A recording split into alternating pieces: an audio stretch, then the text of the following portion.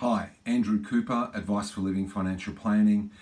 Normally in Diamond Creek, as you can possibly tell from the background, I'm now working from home, as I'm sure those of you that are still working are, and I sincerely hope that those of you who are retired and are marked as at-risk people, I'm hoping that you're all isolating to the extent that you possibly can. I wanted to do a quick video. We did a mail out of a newsletter the other day which summarised a lot of stuff, but as we've found, a lot of people don't read the newsletters, so I thought I'd do just a quick video to summarise some of the payments that are coming, because we've had a few calls about that, people not quite sure how it's all working and that sort of thing. So just very quickly, here are some of the key points. First off, the $750 payment. Now, there are to be two $750 payments which will be made available to people who are effectively, if you're receiving a Centrelink payment of some description, then you will get at least the first $750 payment. Some of you will have had it already. They've started paying it, and apparently payments will continue through until about the 13th of this month, so another 10 days. So I know I've had calls from some people who have had it, and I know there are people that haven't had it, but so that's what's coming. So that's a flat $750 tax-free payment that will be coming to you, and there will be a second $750 payment that will be coming in July. And again, also tax-free, not part of your income, you'll just get it.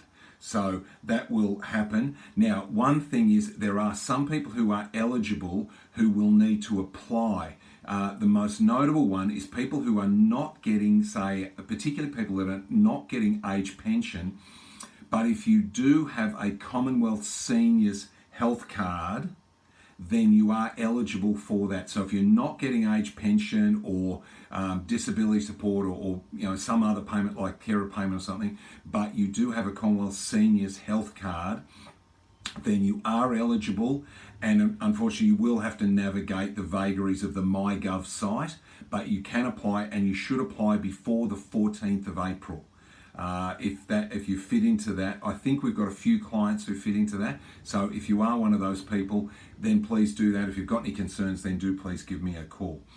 The second one is, again, for people who are retired, is the reduction in the allocated pension minimums. Now, again, that is a choice you can make. If you want to reduce the amount of money you're getting from your superannuation pension, you can do that. They've basically halved the minimums. For people between 65 and 74, which is probably the bulk of our clients, right? Normally you have to take 5% of your balance. If you are on the minimum, and so you can drop that back from 5% to 2.5%.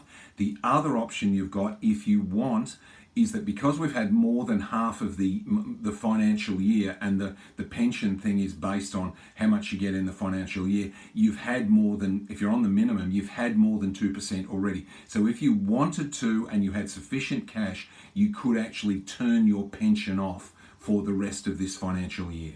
So again, you don't have to do it. Nothing will happen automatically. Some of the funds are not able to do it yet because the government didn't consult with them about the measure. They weren't expecting it. So as a result, do please, so we've got a list of people who already have contacted us who want to do that, and when the fund managers are able to manage that, then we will lodge those applications on your behalf.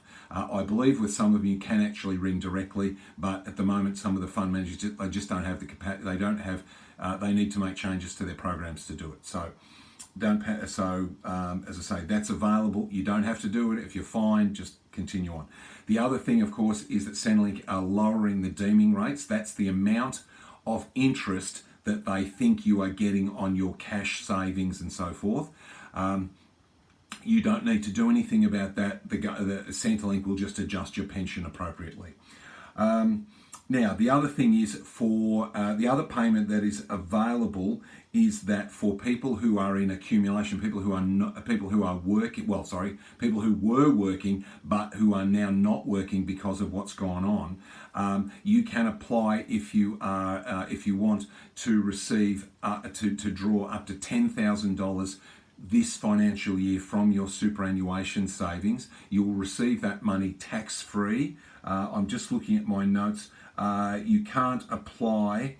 You'll have to apply through the Australian Tax Office, and that won't be available until the 20th of April.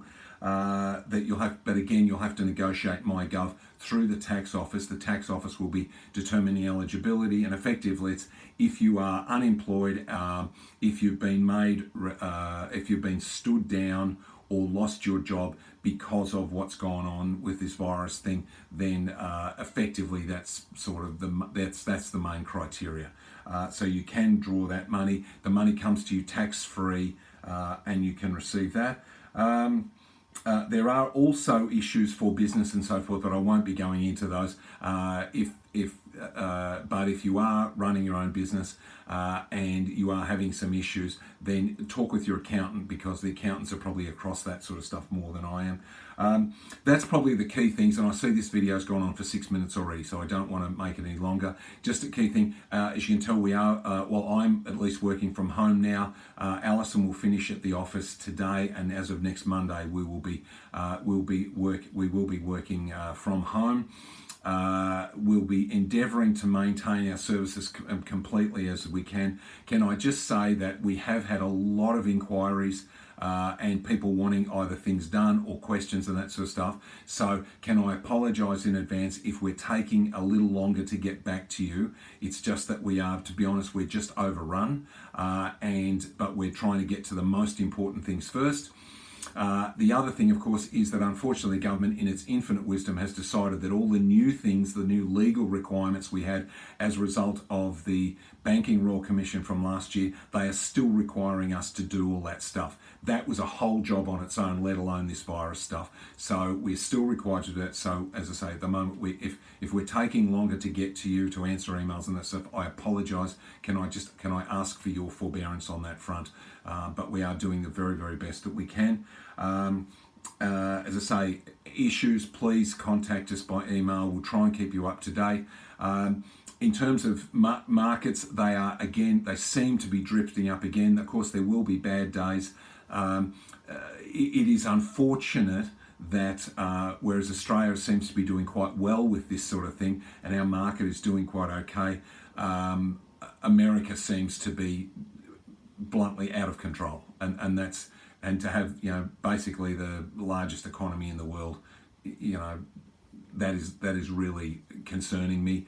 Having said that, I think they are, with work proceeding on vaccines and all that sort of stuff, hopefully that will continue their market gradually drifting up. But on the other hand, be prepared for bad days. So anyway, don't want to go any longer. It's been 8.5 minutes, I can see. Any questions, please call us. As I say, phone numbers will stay the same. Please email, and we'll try and keep you up to date. And again, I'll try and make these things a bit shorter, but there was a bit to get through. Anyway, stay safe, follow the rules, wash your hands, all that sort of stuff. Thanks, all the very best.